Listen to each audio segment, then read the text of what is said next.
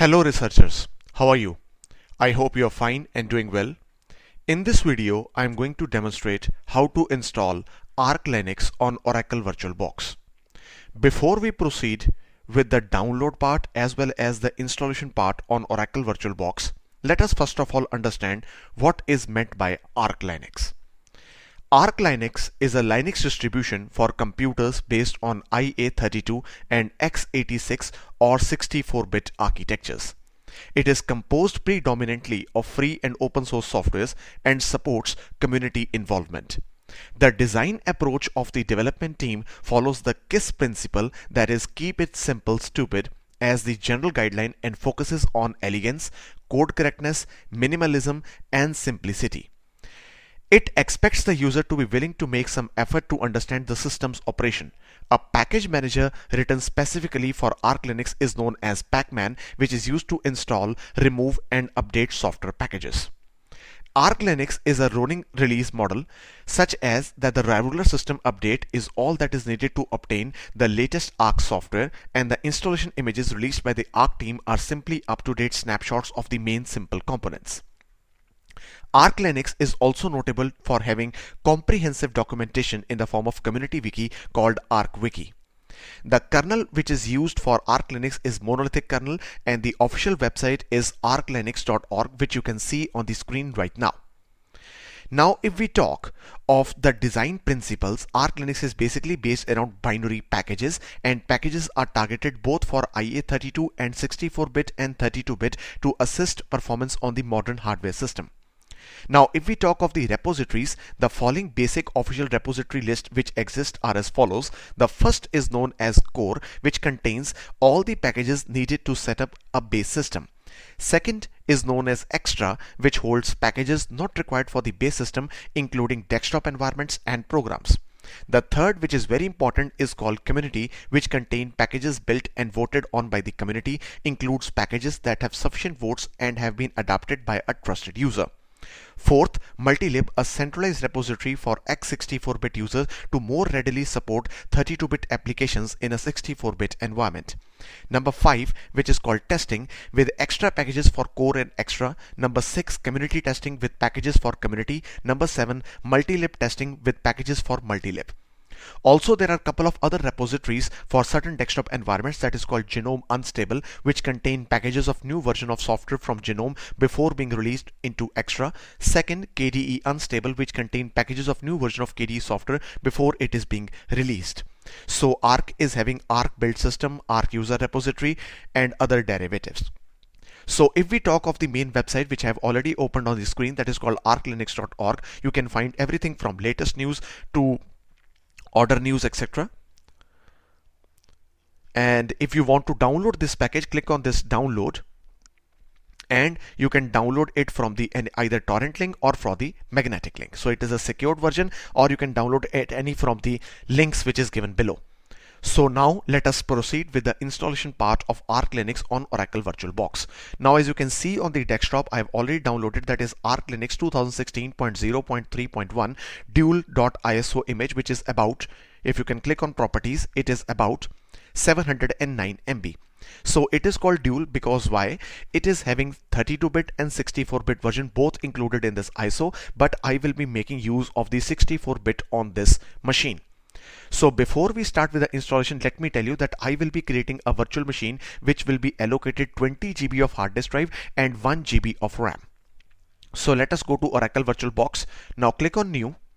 Now type the name Arch Linux. Now you can see that the type has been selected automatically to Linux and version, that is Arch Linux 64-bit. So click on next.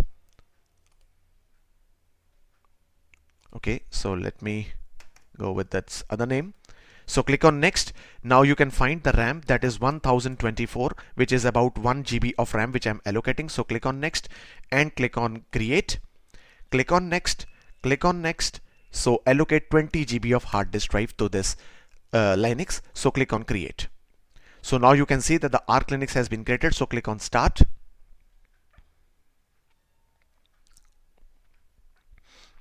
So click on browse. Let me go to the desktop and now select Arch Linux dual.iso. Click on open and click on start. So let me close and click on view and full screen mode. So basically everyone, this is known as the first opening page of Arch Linux, which says a simple lightweight Linux distribution. And let me tell you, the first which is called boot Arch Linux x86_64, it is for 64-bit, and boot Arch Linux i686, it is for 32-bit. So other is called boot existing operating system, so no need for this. So I will be using the 64-bit, and believe me, everything is done manually. There is no graphical interface for installing this Linux. So I will be using very simple steps. If you go with step-by-step installation, and you can find all these steps below on this video, you will find no problem on installing Arch Linux. So just one more thing before we start, Arch Linux is not only available for desktops or laptops, it is also available for Raspberry Pi. So in the coming videos in my session of this channel of YouTube, I will be also making you learn how to install Arch Linux on Raspberry Pi. So let us enter on the first option. So now you can see that it has started the probing. So let me close this again. So it has given us the opening boot and says welcome to Arch Linux. So when it completes the temporary boot, we are basically moving into the live version, and you will find that it has already allocated with the root. That is the root, you can say, login, which is default login. So let me clear this. So before we start, the first thing is to make it sure that you have the activated internet connection on the Arch Linux. So let me test the internet connection by typing this name command, that is called ping google.com. Ping stands for Packet Internet Gopher. So let us wait and let us check the connectivity.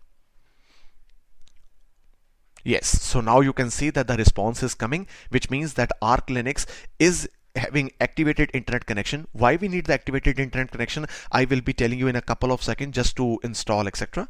So let us stop this command. Let us clear this. So before we start with any installation, the first thing is to partition the hard drive. We have to do everything manually. So give this command fdisk space -L. So you can find there is about a 20 GB of the main hard disk, which is known as /dev/sda, and this /dev/loop, that is about 310 MB, which is not required, but we will be focusing on the 20 GB of hard disk drive.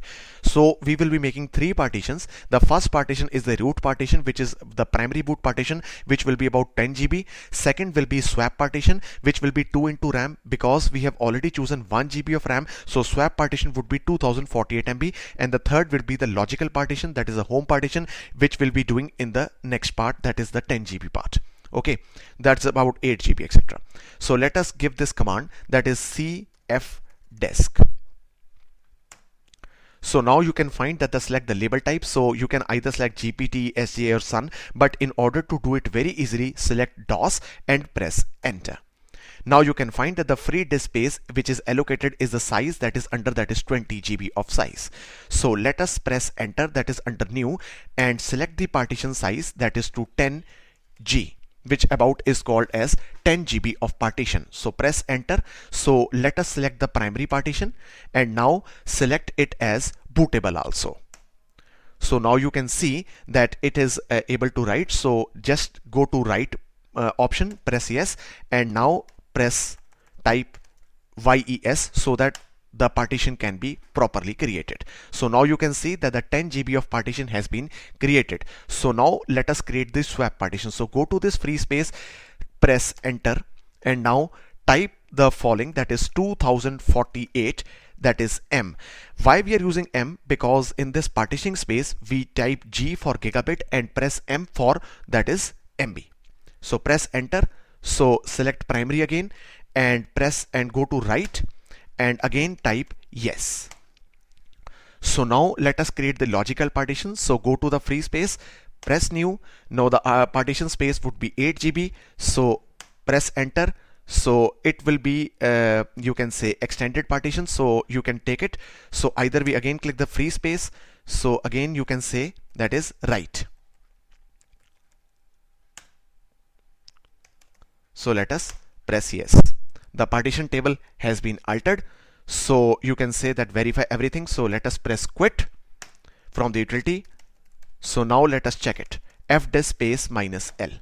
So now you can see that the three partition spaces has been created, that is SDA1, SDA2, SDA3.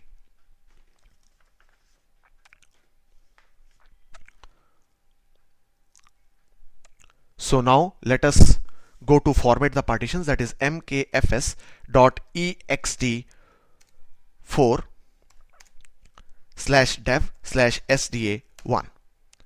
So now you can see that it has done. So let us format the logical partition, that is mkfs.ext4 slash dev slash sda3. So now it has formatted the partition.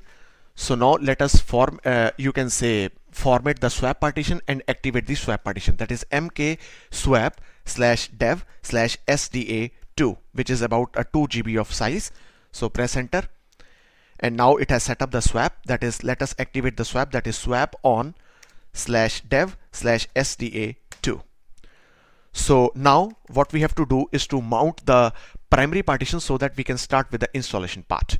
So let us give this command mount slash dev slash sda1 slash mnt.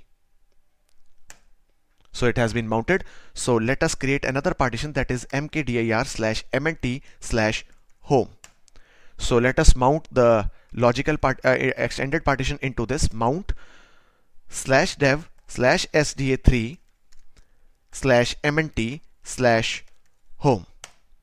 So it has been mounted. So after that we have to create the base system. We have to install the Arch Linux system RAM, that is with the following command. Let us clear this first of all with the command packstrap slash mnt base hyphen devil.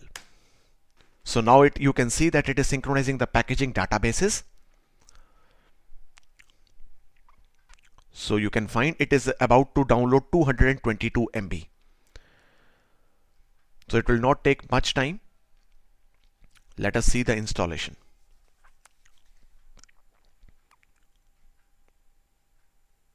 So if you follow all these steps, there is no worry that everything will be going fit and fine, but it will be somewhat, you can say, difficult for the no voice users, but you should know somewhat Linux and somewhat having some good experience on hands-on Linux with some commands before you start installation with this Linux.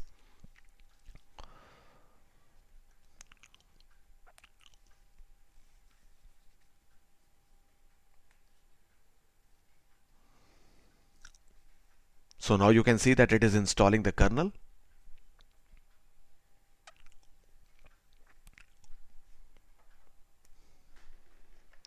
Now after the Arch Linux base installation, we have to create the base system installation with the fstab command, which we are going to do in just a couple of seconds more.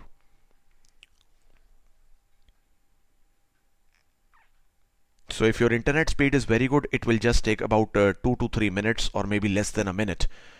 And you can find that it is going very fine. Speedily. Yes, so all the packages are downloaded, so it is checking the package integrity now. So about 141 packages are being downloaded. So now you can see that it is installing all the packages. So if you are having a decent internet connection and you have already allocated 1 GB of RAM, so you can say about 5 to 6 minutes. But the main thing is the commands.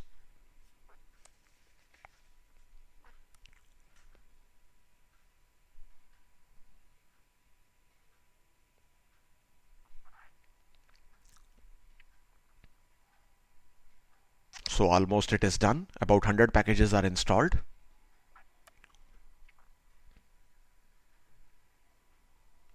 So 11 packages are left out now. It is installing the GCC compiler. Yes, so everything has been done and everything has been installed. So let us go with after the base installation, create the fstab file using the following command, which is known as gen fstab slash mnt redirection operator slash mnt slash etc slash fstab. So it has been generated. So after that, verify the fstab entries with the command, that is cat slash mnt slash etc slash fstab. So entries are looking fit and fine. So now we have to go with the Arch Linux basic configuration with the following command. Let us clear this with the arch -ch root slash mnt space slash bin slash bash. So it has been verified. So now go to configure the language. So nano slash etc slash local.gen. So now just come downstairs, and now we have to choose, that is en file. Let me show you. Let's come down.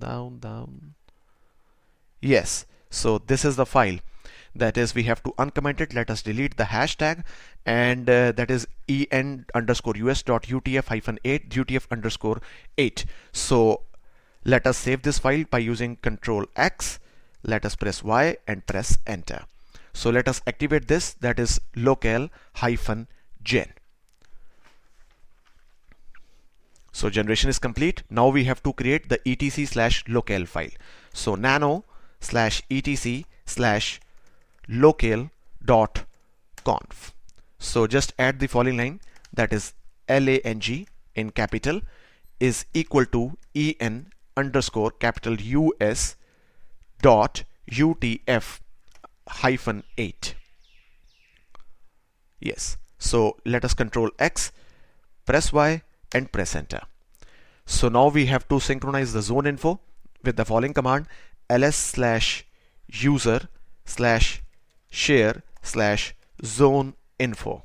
So now you can find all the zones. So as I'm living in Asia, Kolkata, so it will be there, that is ln space -s/user/share/zone info/asia/kolkata/etc/local time.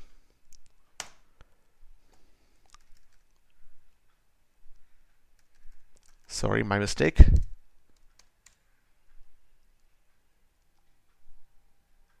Sorry.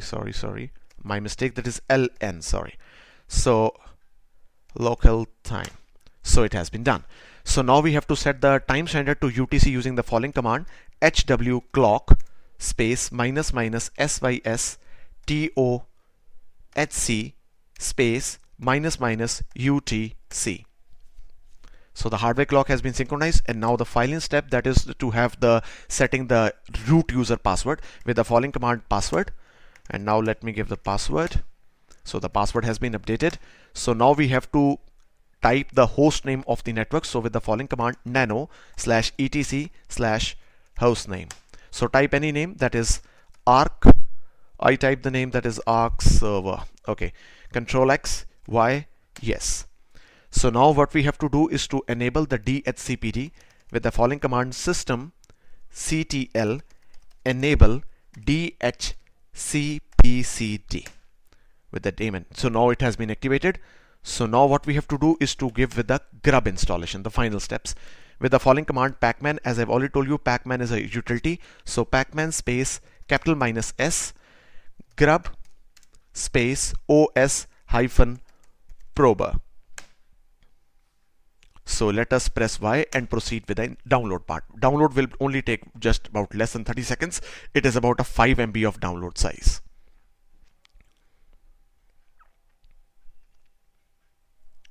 So it is installing the grub. Yes, so grub has been installed. So now let us give this command: grub -install/dev/sda, because SD is our final hard disk drive. So no errors have been reported, so everything goes fit and fine. So grub space grub -mk config -o/boot/grub/grub.cfg. So it has been done. So now let us umount/mnt. Okay, so let us exit first of all. Let us umount/mnt. Okay. So let us exit this also. So let us go with the reboot. So everything looks fit and fine. So let us reboot. So let me boot with existing operating system. So now you can see that Arch Linux has been installed. So let us press enter, and it is starting the version 229, and in a few seconds I will be getting with the Arch Linux main installation part. So you can see that the Arch Linux is there.